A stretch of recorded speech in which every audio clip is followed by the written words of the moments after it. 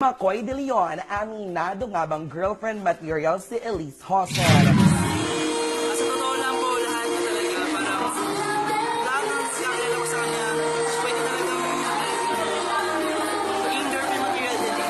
Kaya sa lahat ng na-discover ko sa kanya, lalo ko siyang alam na palapit sa loob ko.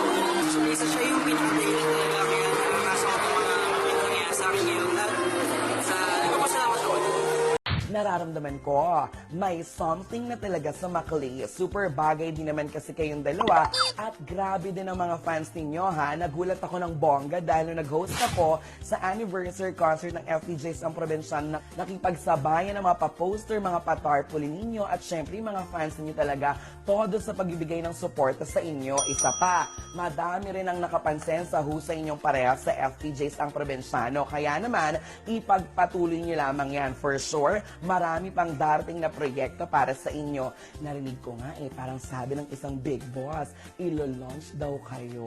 Oh, hindi ko papangalanan kung sino muna yan. Pero pakatutukan natin yung mga paparating na mga good news para sa Maclis at sa Maclis fans. Yun na!